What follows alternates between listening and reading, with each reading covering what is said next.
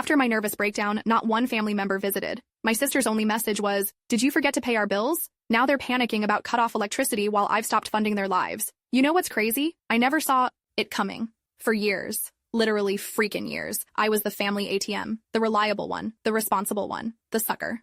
I was pulling 60-hour weeks at this tech startup in Austin, grinding my way up from junior developer to team lead. Nothing fancy, but the money was solid. Meanwhile, my mom never held a job longer than 6 months since dad split when I was 12. My sister Jen? She's got 3 kids with 2 different guys who contribute exactly $0 to raising them. And my younger brother Kyle was finding himself through an endless parade of community college courses he'd drop halfway through. Every month, like clockwork, I'd send money. Mom's rent, Jen's car payment, Kyle's tuition, their utilities, Christmas presents for the kids, emergency dental work, new tires, broken refrigerators, you name it, I funded it. It's just until I get back on my feet, Mom would say. 5 years later, still waiting on those feet to work. The child support check is late again, Jen would text, though we both knew there was no check coming. This certificate program is gonna change everything, Kyle would promise.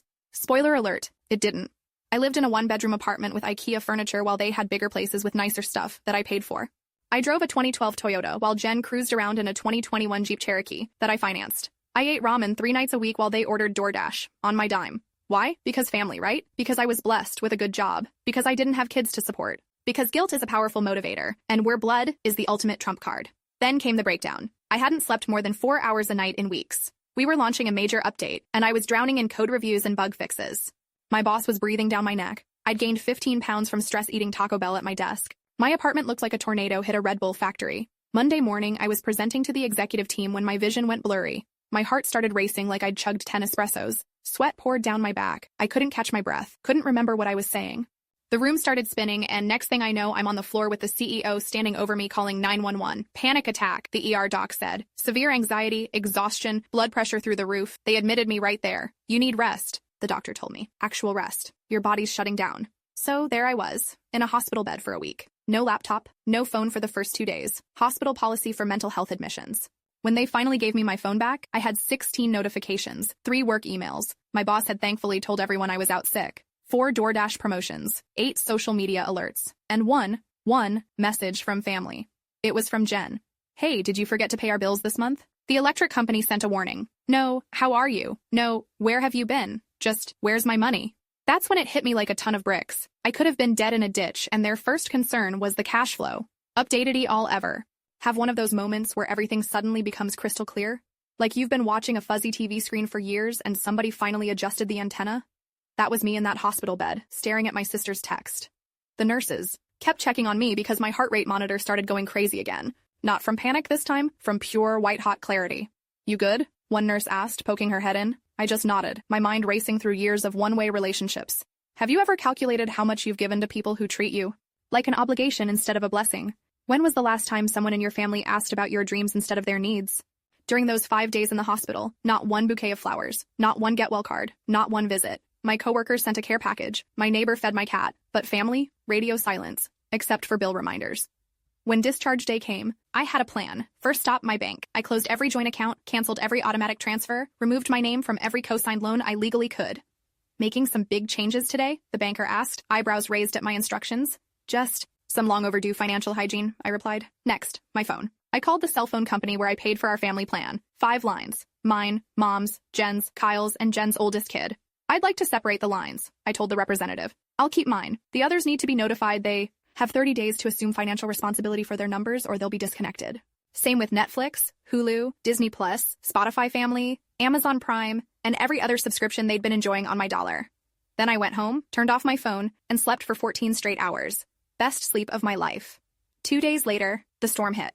My phone blew up with texts and calls. Mom, there's been a mistake with the electricity. They're saying we haven't paid. Jen, WTF? My car payment bounced? The bank's threatening repossession. Kyle, the Netflix isn't working. Did you change the password? I let them all go to voicemail. Then I poured myself a tall glass of sweet tea, sat on my little apartment balcony, and listened to them one by one.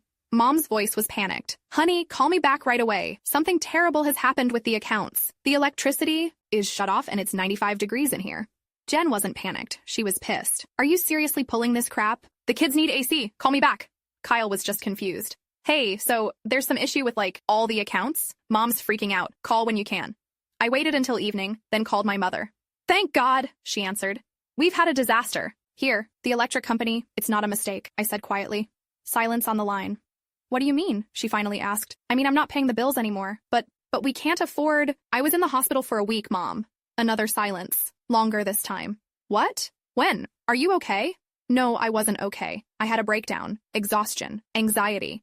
The doctor said my body was shutting down. Why didn't you call us? I laughed, couldn't help it. I didn't have my phone, and when I got it back, the only message from any of you was Jen asking why I hadn't paid your bills. We didn't know. You didn't ask. Not once in 7 days did anyone think, we haven't heard from the person who financially supports all of us. Hope they're not dead. Updated. Listen, have you ever dropped a truth bomb so heavy that you could literally hear the other person's worldview cracking? That's what happened when I told my mom I was done bankrolling the family. There was this silence on the phone that felt like forever. Like I could hear her brain short-circuiting, trying to compute a world where her safety net was gone. Anyone else ever have to be cruel to be kind? How do you stand your ground when the guilt trips start rolling in? But we're family, Mom said, her voice small. We've always relied on you.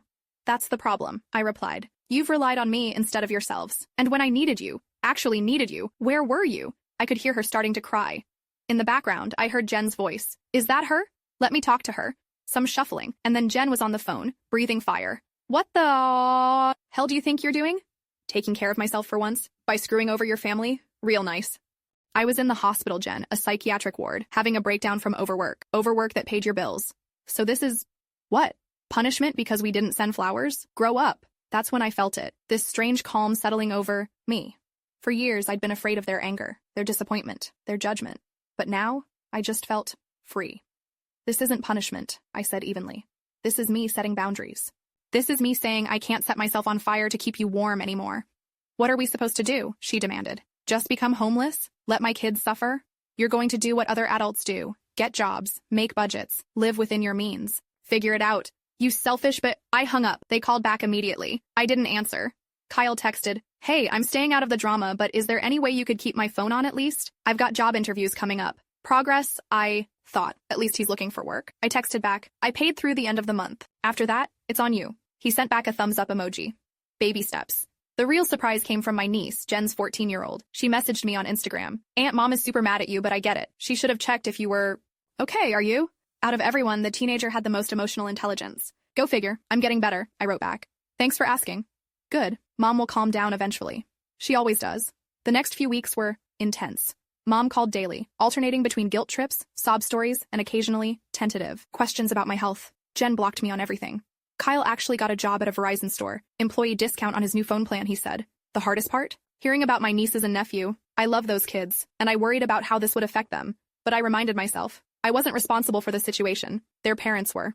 1 month in, Mom called with a different tone. I found a job, she said, a hint of pride in her voice. Just part-time at Target, but the employee discount helps with groceries. That's great, Mom. I also applied for that senior housing complex. The waiting list is long, but my age gives me priority. Smart. Move. A pause. I'm sorry we weren't there for you. I got so used to you being the strong one that I guess I stopped seeing you as someone who could need help. It wasn't a complete awakening, but it was something. 2 months in, Jen texted, kids miss you. I texted back, I miss them too. They can visit anytime. We had to move to a smaller place, 2 bedrooms, not so fancy anymore. I didn't respond to the implied guilt trip. She texted again, I got a job too, waitressing, tips are decent. Good for you. Another pause then, this really sucks, you know. I know, but it was always going to happen someday.